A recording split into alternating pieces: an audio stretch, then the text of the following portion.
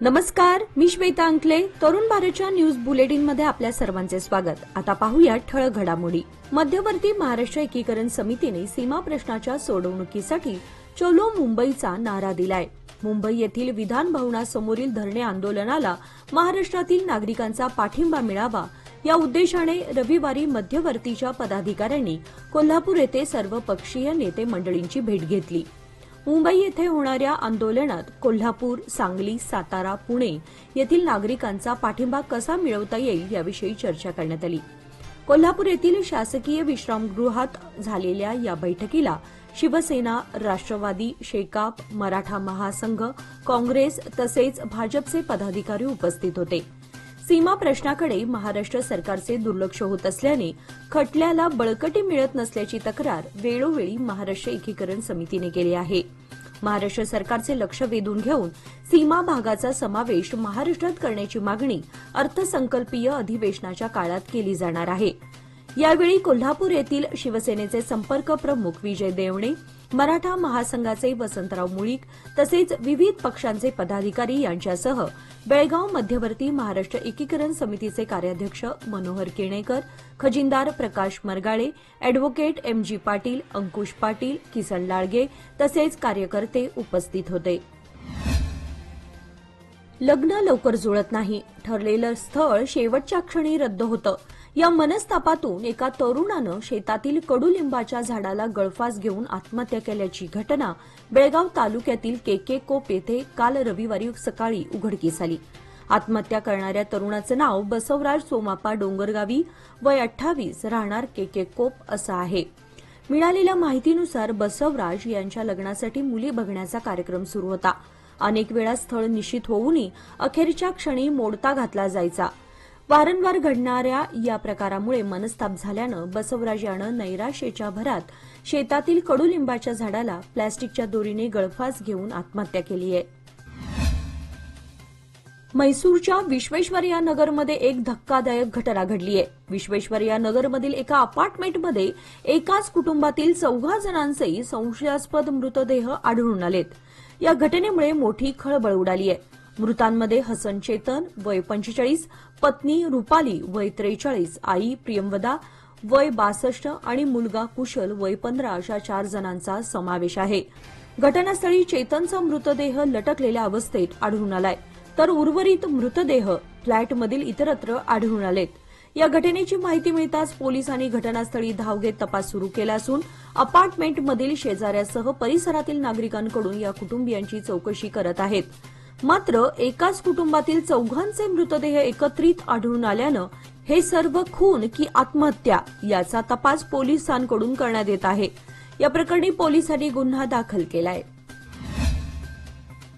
2 दिवसांपूर्वी बेळगावात क्षुल्लक कारणावरून गोव्यातील फोंडा मतदारसंघाचे माजी आमदार लवू मामलेदार यांचा मृत्यू झाला होता.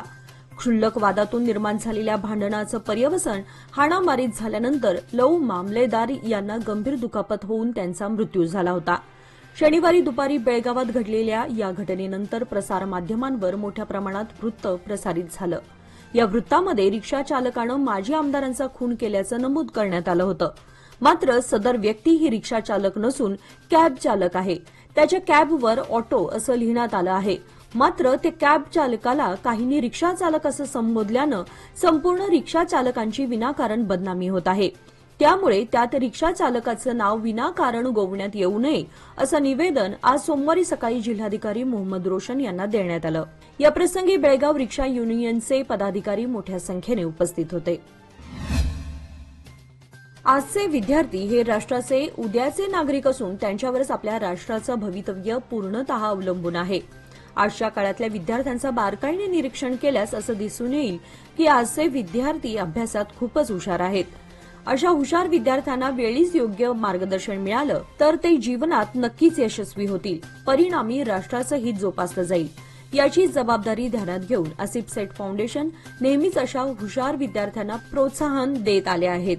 शिक्षणाला पाठिंबा देण्यासाठी बेळगाव उत्तरचे आमदार आसिफ सेठ यांनी आपल्या आसिफ सेठ फाउंडेशनच्या माध्यमातून बेळगावातील गतवर्षीच्या इयत्ता 10वी मधील एसएसएलसी बोर्ड परीक्षेत 90% किंवा त्याहून अधिक गुण मिळवलेल्या विद्यार्थ्यांना रोख रुपये 25,000 बक्षीस देऊन सन्मानित करण्यात आले. सदर कार्यक्रम बेळगाव शहरातील सरदार्स हायस्कूल येथे शनिवार दिनांक 15 फेब्रुवारी रोजी आयोजित करण्यात आला होता. याप्रसंगी युवा नेते अमान सेठ यांच्यासह अनेक मान्यवर, शाळेचे मुख्याध्यापक, शिक्षक वर्ग उपस्थित होते. कर्नाटकाचे कामगार कल्याण मंत्री संतोष लाड यांनी आज मुख्यमंत्री प्रमोद सावंत यांची भेट घेतली आणि गोव्यातील स्थायिक असलेल्या कर्नाटकामधील कामगारांचे संरक्षण आणि कल्याण सुनिश्चित करण्यासाठी पावले उचलण्याची विनंती केली. निवेदन देतेवेळी मंत्री संतोष लाड यांनी असे सांगितले की गोव्यात कर्नाटकातील स्थलांतरित कामगारांची दुर्दशा आणि संघर्षाची माहिती सावंत यांच्या ध्यानात आणून दिली आहे. अशा कामगारांना गोवा राज्याकडून देण्यात येणाऱ्या आरोग्य आणि इतर सामाजिक कल्याणकारी सुविधा पुरवण्यासाठी तसेच त्यांना गैरवर्तवणूक देणाऱ्या विविध स्थानिक संस्थांपासून संरक्षण देण्यासाठी गोव्याचे मुख्यमंत्री प्रमोद सावंत यांच्या हस्तक्षेपाची मागणी केली आहे, असे मंत्री लाड यांनी सांगितले. दिल्ली येथे आयोजित अखिल भारतीय मराठी साहित्य संमेलनात बेळगावच्या नवोदित 16 कवींना आमंत्रित करण्यात आल्यानं बेळगाव साहित्य परिषदेच्या वतीने त्यांना शुभेच्छा देण्यात आल्या. दिल्ली येथील सुप्रसिद्ध तालकोटरा स्टेडियममध्ये या संमेलनाद्वारे मराठी साहित्यातील नवोदित कवींना आपल्या काव्य प्रतिभेचे सादरीकरण करण्याची सुवर्णसंधी लाभणार आहे.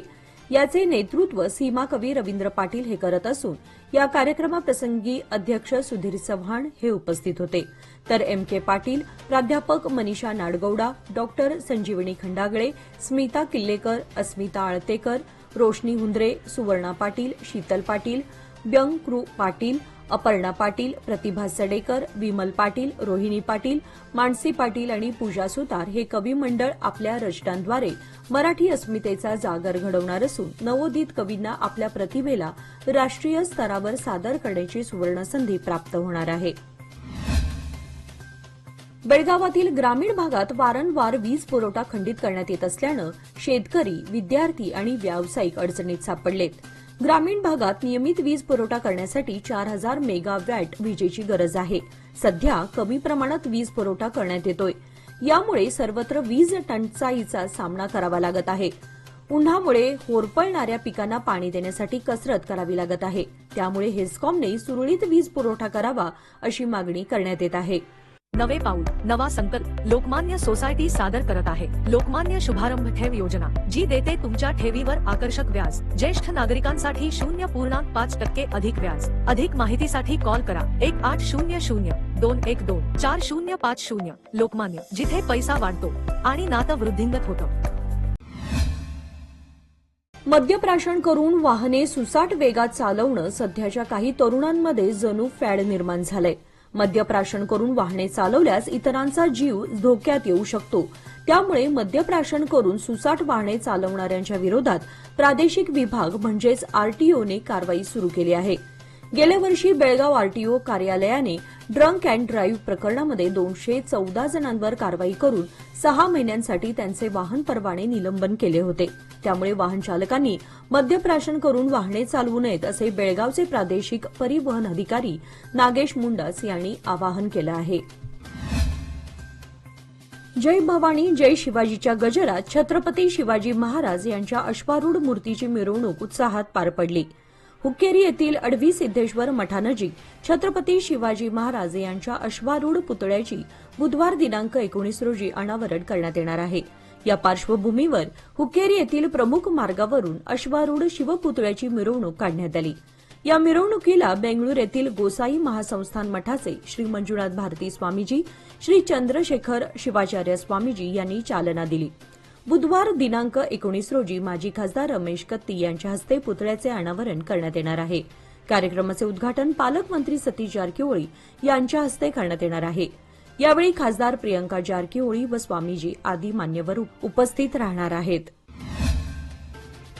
कोगनोळी ग्रामपंचायतीच्या विद्यमान अध्यक्षा अक्काताई संजय डूम यांनी आपल्या अध्यक्षपदाचा राजीनामा दिलाय. 4.25 वर्षांपूर्वी कोगनोळी ग्रामपंचायतीची पंचवार्षिक निवडणूक झाली होती. यामध्ये अध्यक्षपदी जनरल महिला आरक्षण आले होते. या आरक्षणामधून अक्काताई खोत, छाया पाटील, वनिता खोत व अक्काताई डूम यांनी अध्यक्षपदाची धुरा सांभाळली आहे. कोगनोळी ग्रामपंचायतीवर माजी ऊर्जामंत्री वीरकुमार पाटील गटाची सत्ता आहे. ठरवून दिलेला कार्यकाळ संपला असल्यानं अक्काताई डूम यांनी आपल्या पदाचा राजीनामा दिलाय. यापुढील 8 महिन्यांच्या काळात कोणाची वर्णी लागणार याची उत्सुकता आता कोगनोळी ग्रामस्थांना लागली आहे. प्रयागराज येथे मकर संक्रांतीपासून सुरू असलेल्या महाकुंभ मेळ्याला प्रतिदिनी लाखोंच्या संख्येमध्ये भाविक दाखल होत आहेत. देश विदेशातून भाविकांचा ओढा दिवसेंदिवस वाढता आहे. रेल्वे विभागाने विशेष रेल्वेची व्यवस्था केल्यानं भाविकांना सोयीचं झालं आहे. आतापर्यंत 50 कोटींहून अधिक भाविकांनी या महाकुंभात पवित्र स्नान केलं आहे. हा कुंभमेळा 26 फेब्रुवारी महाशिवरात्रीपर्यंत संपन्न होणार असून आता याचे मोजकेच 10 दिवस बाकी आहेत. दरम्यान महाकुंभ मेळ्याची मुदत वाढवावी अशी मागणी राज्यातून वाढू लागली आहे. अशा मागणीचे अनेक पत्रे ईमेलद्वारे उत्तर प्रदेश सरकारला दाखल होत असल्याचे वृत्त आहे. अद्याप राज्यातील हजारो भाविक कुंभमेळ्यात सहभागी होण्यास इच्छुक आहेत, परंतु प्रयागराज येथील उसळत्या गर्दीमुळे राज्यातील भाविकांचा हिरमोड होत आहे. मांगूर फाट्यानजीक होणारा उड्डाणपूल हा भराव टाकून उभारण्याचं नियोजन असल्यानं पावसाळ्यात वेदगंगा नदीला आलेल्या पुराचं पाणी भरावाला थांबून पाठीमागे जाण्याचा धोका आहे. त्यामुळे हजारो एकर शेतीचं नुकसान होण्याची शक्यता होती. याची दखल घेऊन वेदगंगा नदीकाठ शेतकरी बचाव कृती समितीने युवा नेते उत्तम पाटील यांच्या नेतृत्वाखाली गेल्या 1.5 वर्षांपासून हाती घेतलेल्या पाठपुराव्याला अखेर यश आलं आहे. नदी पात्रापासून 300 मीटर अंतरापर्यंत सध्या टाकण्यात आलेला भराव हटवावा आणि येथे पिलर उभारून पुलाची निर्मिती करावी असे अधिकृत आदेश राष्ट्रीय महामार्ग प्राधिकरण यांनी कंत्राटदार कंपनीला दिला आहे. सोमवारी या संदर्भातील अधिकृत आदेशपत्र मिळाल्यानंतर शेतकऱ्यांनी एकच जल्लोष केला. नंदगड येथील लक्ष्मी देवीचा यात्रा उत्सव गेल्या 6 दिवसांपासून उत्साहात सुरू आहे. देवीचा विवाह सोहळा, देवीची हातावरून मिरवणूक, लक्ष्मी देवीच्या मूर्तीची रथातून मिरवणूक व देवीची गदगेवर स्थापना आदी कार्यक्रम झाले. रविवारी रात्री 9 वाजल्यापासून गदगेवरील देवीचं दर्शन घेण्यासाठी भाविकांची मोठ्या प्रमाणात रीघ लागली होती.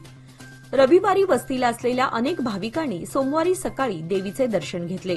त्यामुळे दुपारी 12 वाजेपर्यंत दर्शनासाठी गर्दी झाली होती. तर पुन्हा 5 वाजल्यापासून महिलांनी देवीच्या दर्शनासाठी गर्दी केली होती. अनेक भाविकांनी दर्शनाबरोबरच देवीच्या ओट्या भरल्या. गदगेवरील राम मंदिराची प्रतिकृती पाहून प्रत्येकाच्या चेहऱ्यावर आश्चर्य आणि आनंद दिसून येत होता. कर्नाटकचे मुख्यमंत्री सिद्धरामय्या यांनी सोमवारी बेंगळूर येथे 7 मार्च रोजी 2025-26 या आर्थिक वर्षाचा अर्थसंकल्प सादर करणार आहेत.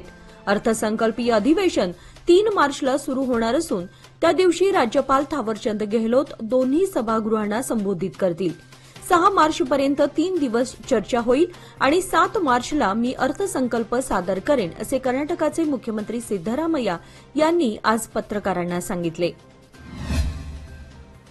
याचबरोबर आजचे बातमीपत्र इथे संपले. अधिक माहिती आणि ताज्या घडामोडींसाठी पाहत रहा तरुण भारत न्यूज चॅनल. तसेच आमच्या चॅनलला लाईक, शेअर आणि सबस्क्राईब करायला विसरू नका. आणि विश्वासार्ह बातम्यांसाठी दररोज वाचा दैनिक तरुण भारत. धन्यवाद.